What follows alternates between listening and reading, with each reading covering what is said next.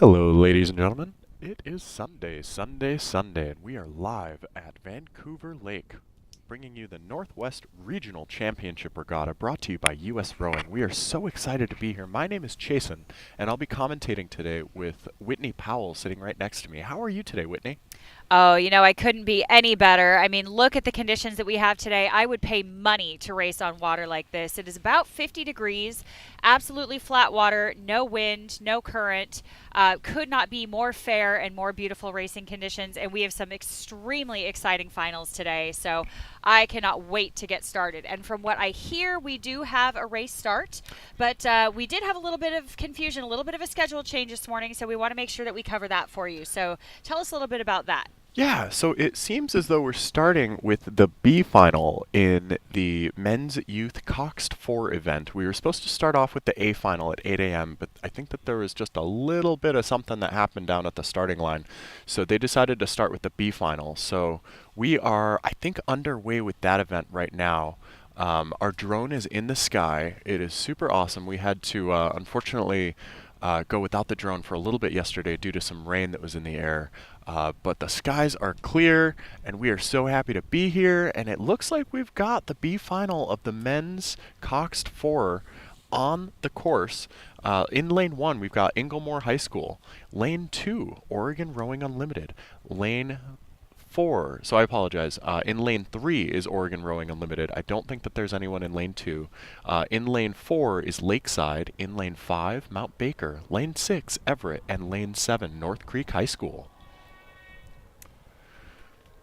Yeah, that's right. And it is a little bit hard to tell at this point, but it is looking like we have lane 1 Inglemoor that has dropped back just a little bit, with lane 3 Oregon Rowing Unlimited in the clear lead here, but still connected to lane 4 Lakeside, but just barely here. They are starting to move just a little bit and may be able to shake away from their bow there, shake away the stern and the bow there, followed by Mount Baker in lane 5, followed by Everett in lane 6. So as they get a little bit closer here, we will try to give you a better idea of where they all are, but we will let that race shake out just a little bit here and try to get a better view. But right now we are basically in lane order here.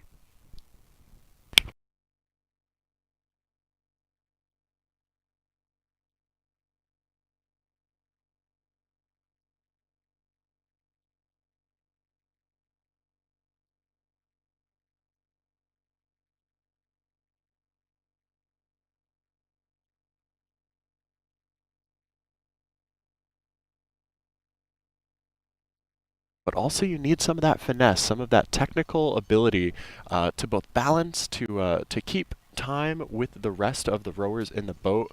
But mercifully, you've got a coxswain in there who's going to add a little bit of resistance, a little bit of weight to the shell. But you don't have to worry about steering, and you've got somebody leading you through the calls and through the race. It's really a helpful kind of morale boost, if you will.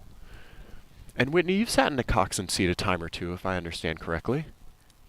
Well, you are certainly right about that. It's been once or twice. I'm a few years past my novice year, one might say. But yeah, you are absolutely right. And as a coxswain, I have to say that conditions like this are so ideal. One, because you can actually see all of the buoys. That There's is not nice. chop. We don't have any glare on the water yet. So it's really, really nice. These coxswains truly have no excuse not to steer straight and directly down these lanes, because this course is absolutely pristine at this time. So we do want to try to take a look again at our leader, which looks to still be Oregon Rowing Unlimited, a name that you will hear time and time again, but they have not been able to shake Lakeside.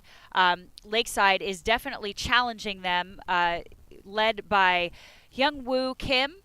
Young-Woo Kim is not letting his crew be let go from that Oregon boat. That is definitely true. So we can see the coxswain here, or excuse me, the stroke seat here from Oregon, Damian Koski, definitely keeping an eye on that Lakeside school and trying to push his crew ahead to see if they can break away from their bow. But they have not been able to shake Lakeside away yet. So this is going to be pretty exciting. We'll see what Lakeside does, I think, as we come into the last 500, and we are seeing them come in now. Yeah, Oregon Unlimited has been really impressing all weekend. Their mastery of the quad boat classes, especially, is astounding. But this is another four-person boat that appears to be, well in hand by Oregon Rowing Unlimited. Um, they are just maintaining that consistent lead over Lakeside. It's been pretty much bow ball to stern deck contact most of this race. And, we don't know necessarily the strategies of Oregon Rowing Unlimited. I understand that most of those athletes are actually doubling up or tripling up even in some events. So, there might be a strategy of conservation here. Their strategy might be just get yourself ahead, keep that margin, and maintain. So they might not want to sprint. They might not push the envelope. Lakeside definitely probably will. They probably have more to prove. Lakeside is a smaller, scrappier team, but now they're approaching the final pylons and the final 250 meters of these red buoys, and we can see contact and some cheers on the shore picking up as these rowers come into our view. Yeah, that's true, but it is Oregon's race to lose, so they definitely can't let up and can't take that foot off the gas. So they will have to put a sprint down here or at least stay just ahead of Lakeside, because Lakeside, I think you are right. I think Lakeside is going to try to put quite a sprint here, and even as we speak now, I think they're starting to bring their rate up. Yeah, it definitely looks like they're starting to put the gas pedal down, and Oregon Rowing Unlimited seems unfazed by it, though. I think Oregon Rowing Unlimited picked it up for a sprint, too. It seems like they pipped it maybe 2 or 3 stroke rate beats. But yeah, Lakeside is getting walked away from now. Even though they brought it up, it does not appear as though their sprint is as effective as Oregon Rowing Unlimited. I think it was just a little bit too late, just a little bit Mm-hmm. too late. So both boats bringing it up to about a 38-40, but again, Lakeside just didn't catch them early enough, and Oregon was just not going to let them have it. And here we have lane 5 coming across the line now. So lane 5, Mount Baker. Some Well good sprinting done to from Mount Mount Baker, Baker. too. Yeah, Really yeah, well done for yeah. Mount Baker. They brought it up nice and cohesively together. Oh, definitely a little bit exhausted in that Mount Baker boat now. Saw some heads go down. It's a long weekend of racing, folks. We've got Friday, Saturday, and Sunday. I think I see Everett about to cross That's the line right. here. Yeah.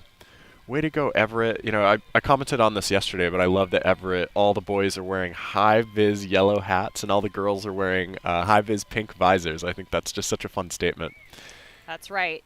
And who's this crossing the line now? Are those yellow Inglemore. blades? Yeah, the yellow blades of Inglemore. Inglemore stroked by Ryder Sierra. Way to So go, well Ryder. done, rounding out the field there. Inglemore program that is rebuilding after getting a lovely letter in the mail saying that their team is in danger of being defunded, and they've done a really great job fighting for their crew here. And let us not miss North Creek High School here coming across the line now. Yeah, There we go. Well done to North Creek. hats off to North Creek. And all the crews Brand new there. program. Yeah. That's right. So as we were saying here, Inglemore, too, really doing a great job of finding a solution, a permanent solution for really the legacy of their club. I mean, where they're going to take this, because right now they're through a school, but whether they have to become club or personally funded, funded through the donors. We will see, but they're working on that now. But it's really great to see them out here and able to be at this race. For a lot of these crews, too, fun fact, this is only the second or third regatta that a lot of these crews have actually been able to race at this season. So really impressive racing overall just across the field for crews that have had very, very little racing experience at all because of weather. So we've had a lot of regattas canceled for weather, and many of these crews out here have told me this weekend that this is literally the second or third time they have gotten to race all year. Wow. Yeah. As a former coach, that like prospect gives me anxiety because so much is learned, not only as a coach, but you know that your athletes are learning so much.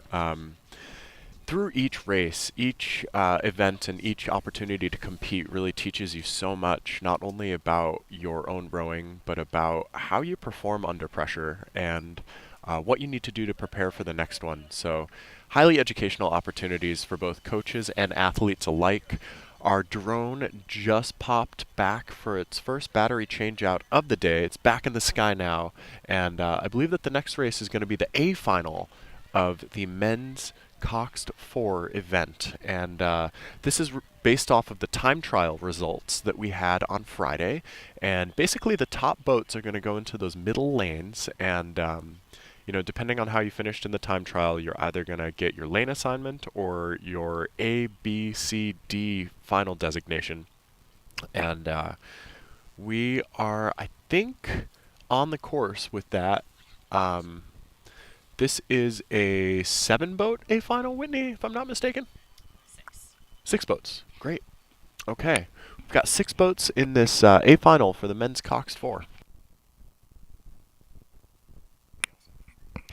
All right, so as we get going here, we're going to circle right back to the men's A final for the 4. We do have a few lane changes and a few little adjustments here with a lane issue, so bear with us here. We're going lane 1, Rose City. Lane 3 is Bainbridge Island Rowing Club.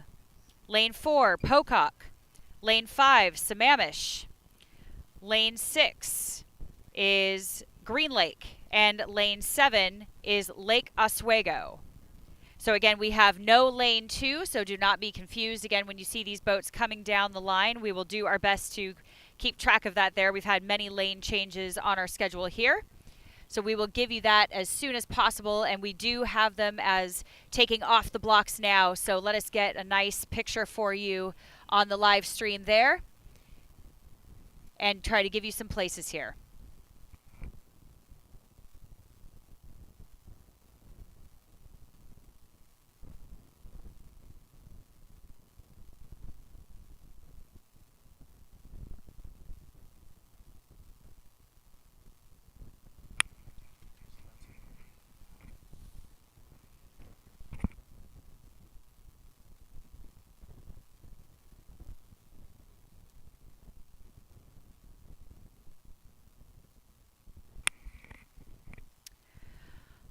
All right, and it looks like our clear leader now is Pocock.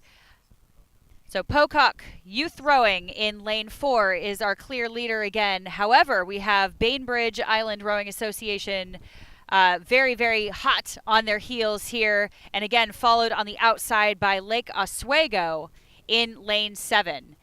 Right behind them, we have another race going on with what looks like Rose City, Sammamish, and Green Lake. So 2 races going on here. Again, your leader, Pocock, followed very closely by Bainbridge. Again, about bow to stern there, and then trailing just a few seats back there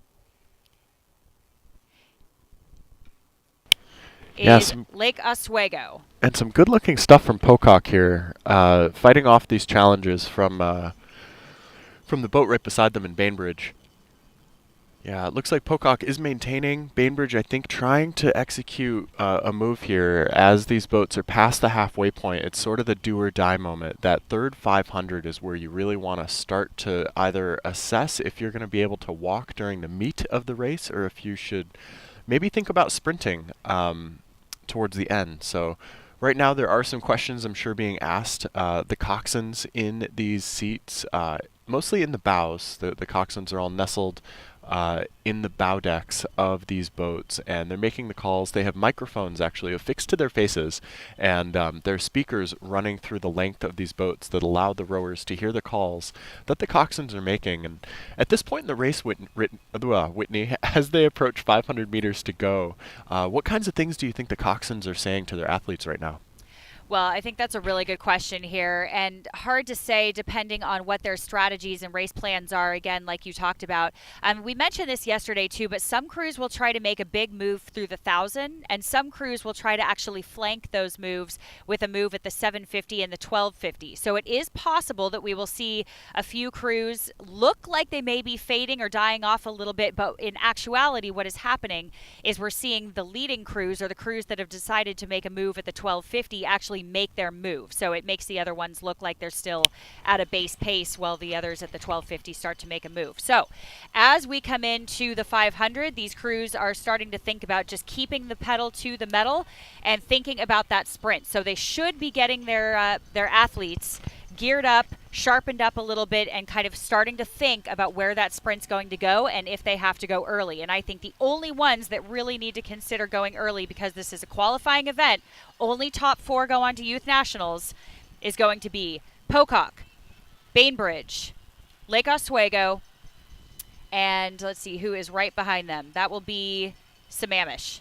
Yeah. So right behind them, again, we'll have Rose City in lane 1, Green Lake trailing, who I'm not sure, again, will have a chance, but we are seeing right now as they are coming into just strokes away from the red buoys, I think we're going to see sooner rather than later who decides to sprint early.